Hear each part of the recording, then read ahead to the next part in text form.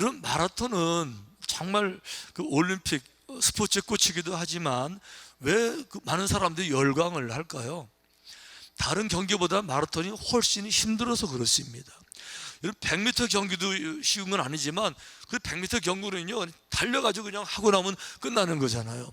마라톤은요 42.195km. 와, 이게 말이 안 되는 거예요.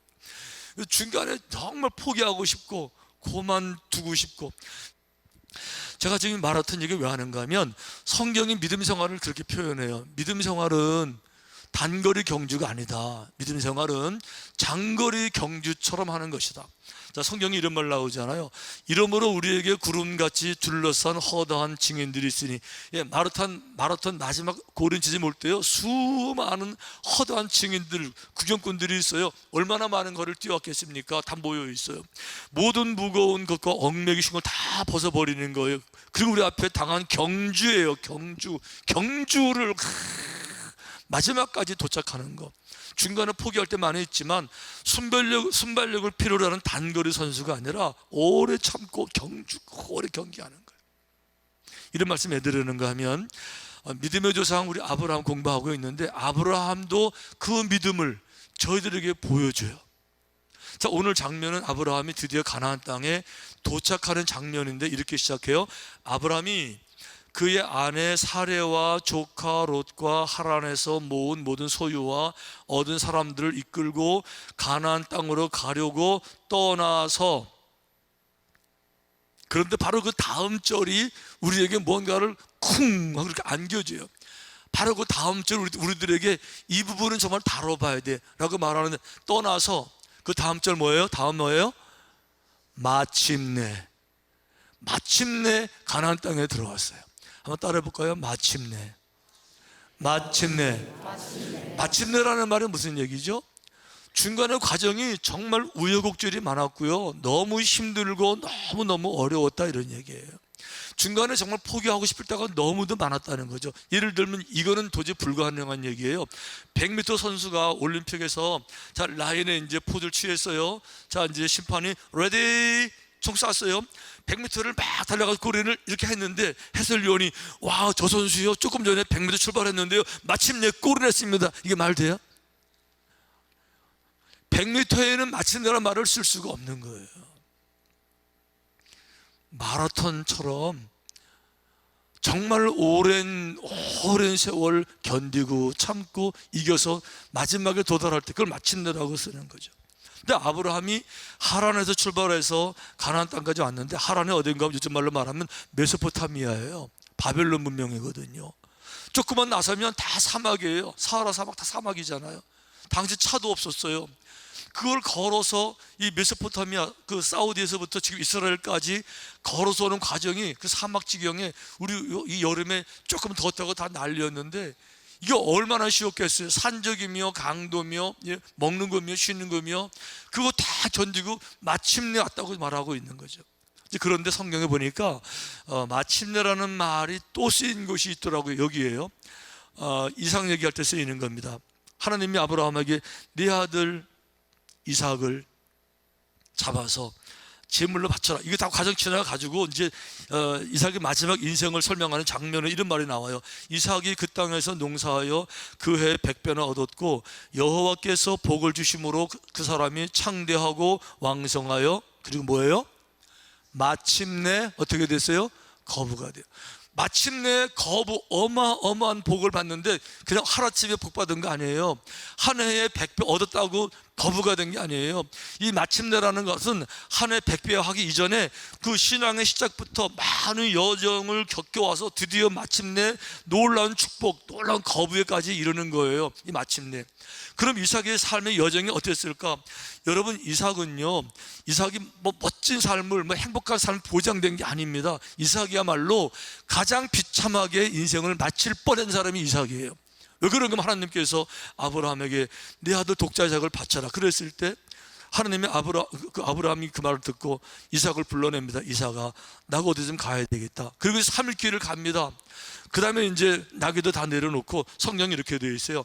아브라함이 이에 번제나무를 가져다가 그의 아들 이삭에게 지우고, 자, 이삭에게 번제나무를 지웠는데 그게 무슨 뜻인가 하면, 큰 순양 한 마리를 나무로 태워서 재로 만들 만큼 나무가 많아야 돼요. 이게 번제나무예요.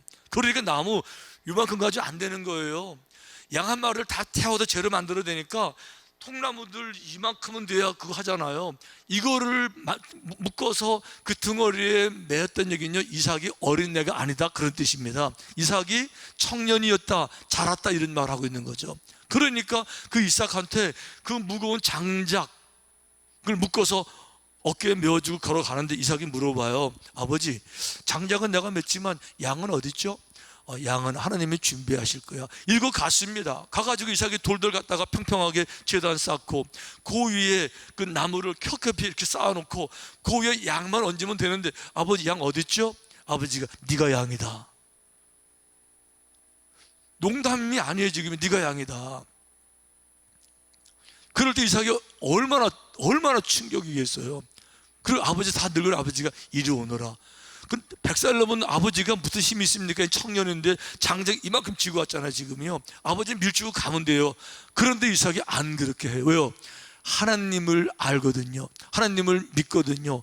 하나님의 선하심을 충분히 그동안 알고 있었거든요. 우리 아버지가 미친 거 아닌 것도 알거든요. 좀 전까지도 인격적인 대화했잖아요. 아버지 양 어디 있죠? 이런 대화 했잖아요. 우리 아버지 안 미친 거 알아요. 그럼 이것이 지금 하나님의 뜻인 거 압니다. 그러니까 내 머리로는 이해가 안 되는데, 내 상국으로는 받아들일 수 없는데, 도저히 이해가 안 되는 일인데도 불구하고 나는 이해가 안 되지만, 하나님은 선하시니까,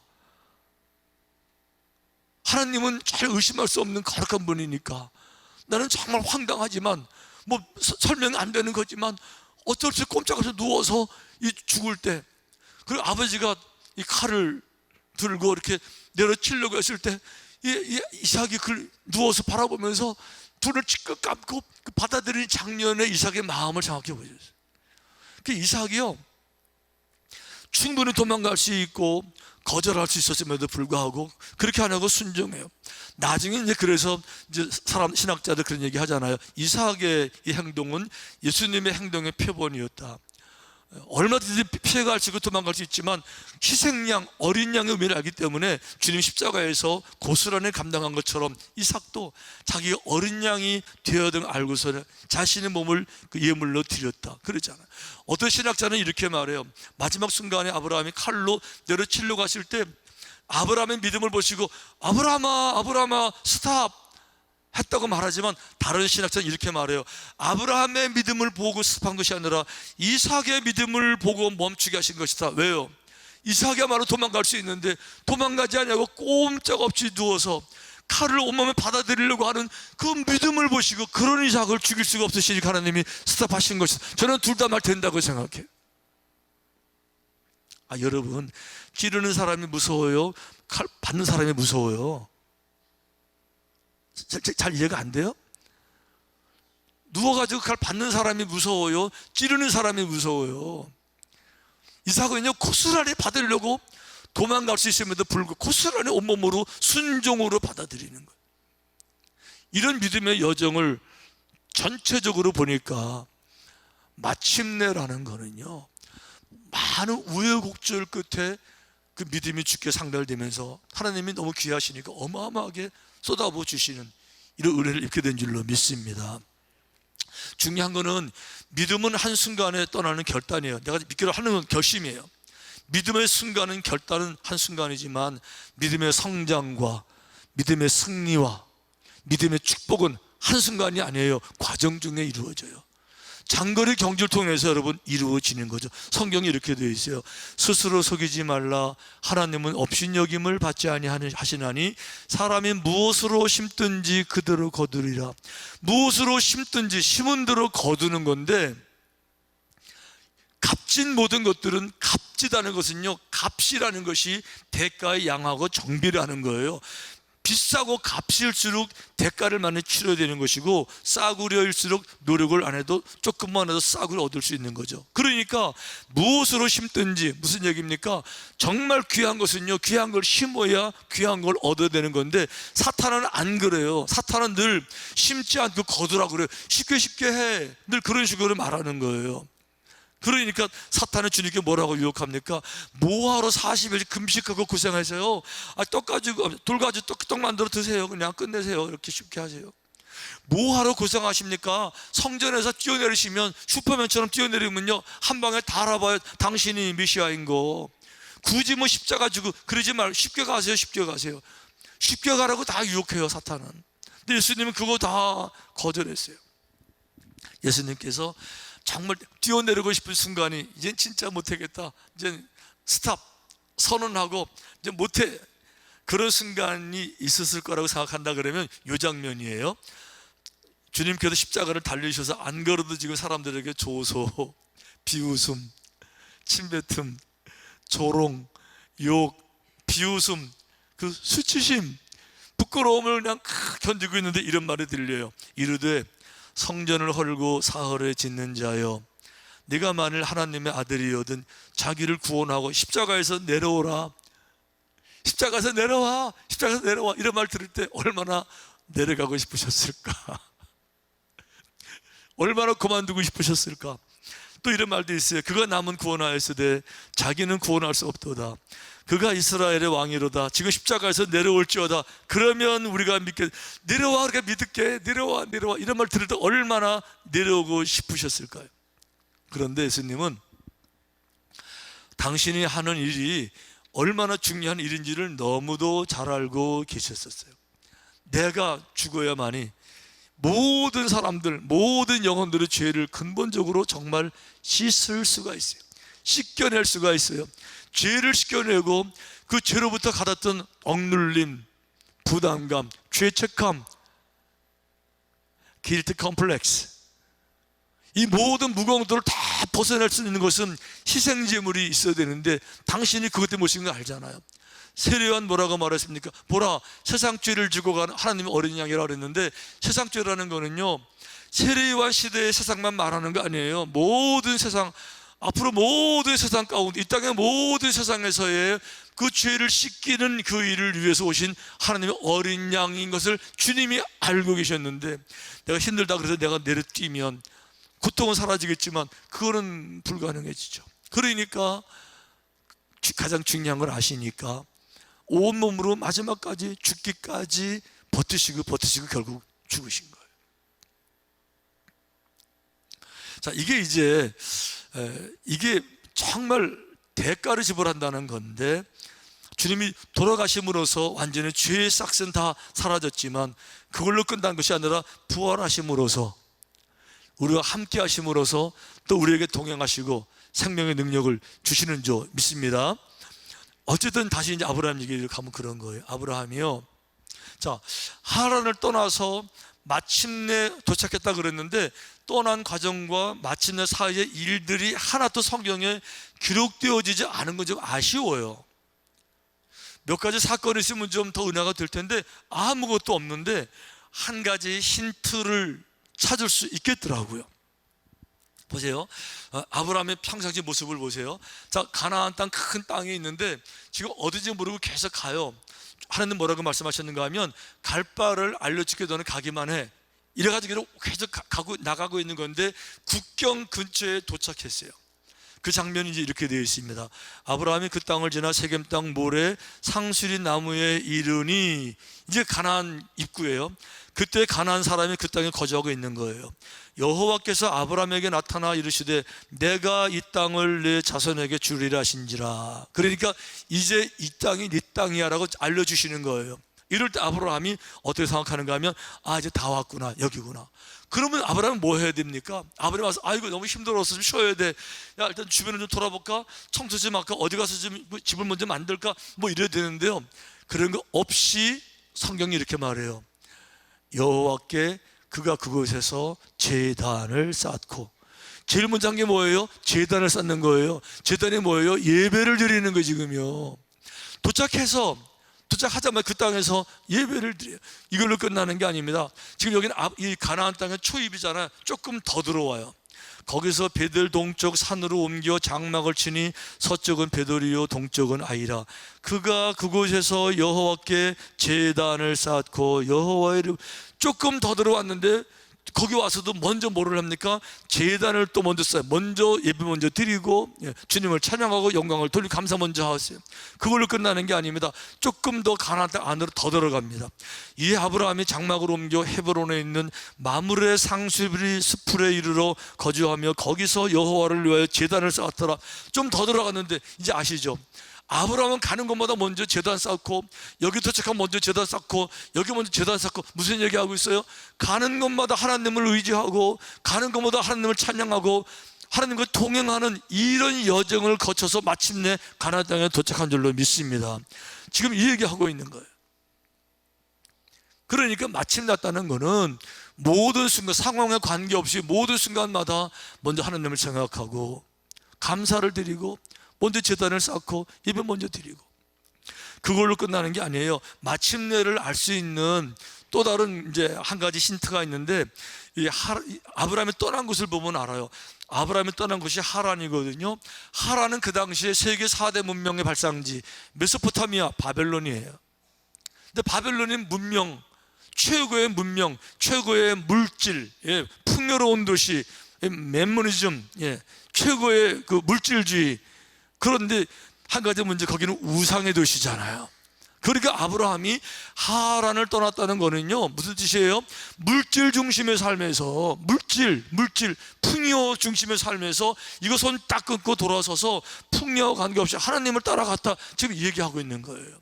그 마침내라는 말은 결단, 결심, 내 인생의 목적은 물질이 아니야, 얘기하고 있는 건데, 아주 중요한 건 이제 그거예요. 신앙생활은요, 여러 가지로 설명할 수 있지만 신앙생활 한 가지 큰 강은 뭔가 하면 물질에 대한 정확한 이해, 판단, 물질에 대한 자기 자신 반응, 이 부분이 신앙을 건너갔느냐 안 건너갔느냐의 차이, 한순간 포지션에 있는 것도 사실이에요. 왜 그런가 하면 여러분, 물질은 너무 중요해요. 하나님을 모르는 사람들도 물질만 있으면 얼마든지 인생을 잘 살아갈 수가 있어요. 그러니까 인생 생명을 연장시킨다는 것은 세 가지만 충족되면 돼요. 첫째, 의, 옷, 식, 먹는 거, 주, 아파트. 돈만 있으면요, 얼마든지 살 수 있고요. 먹는 거요? 돈을 많은데 먹는 게 뭐가 걱정이겠어요? 아파트가 몇 채인데 무슨 걱정이냐고요. 그러니까 물질은 내 인생을 보장해주는 마지막 보루예요. 물질만 있으면 걱정이 없어요. 돈만 많으면 사는 건 충분하지. 그래서 이 물질이 인생에 중요하기 때문에 모든 사람들이 물질을 어쩔 수 없이 따라가야 되고, 물질을 벌려고 인생을 낭비해야 되고 허비해야 되고 인생을, 시간을 써야 되고요. 물질이 제일 중요한 목적이 될 수밖에 없어요. 그래서 세상의 모든 사람들은 물질의 주인이고, 물질만 많으면 안심해요. 신앙은 무엇이냐? 그런데 돌아서서 이제 보니까 물질이 전부가 아니구나. 돌아서서 보니까 인생이라고 하는 것은 하나님은 살아계셔서 그분을 창조주시고 인간도 만드신 분이고, 인간의 생, 사, 화, 복, 태어나고 생, 사, 죽고, 이 화복, 화를 당하고 고통을 당하고 복받는 모든 것이 내게 있는 것이 아니라 하나님께 있습니다. 역사의 흥망성쇠, 모든 역사가 하나님의 손에, 이걸 고백하는 사람들은요, 내가 하나님께 왔는데 나 혼자 오는 것이 아니라 물질도 같이 가지고 와서 물질조차 하나님 말씀하시는 안에서 처리하고, 이 말씀 안에서 벌고, 말씀 안에서 저금하고, 말씀 안에서 사용해서 물질조차도 여호와의 뜻대로 살아가는 거, 그 상징적인 것이 11조라는 거잖아요. 하나님 것 모든 것은 주님께로부터 온 겁니다 의미하는, 믿음으로 고백하는 11조 이름. 그러니까 물질조차도 가지고 오는 건데, 아브라함이 물질의 도시 바벨론에서, 이 풍의 도시에서 이거 끝나고 온다는 거는 하나님 앞에서 정말 믿음의 길을 걸어가기로 결심한 거예요. 그래서 성경이 이렇게 말을 해요.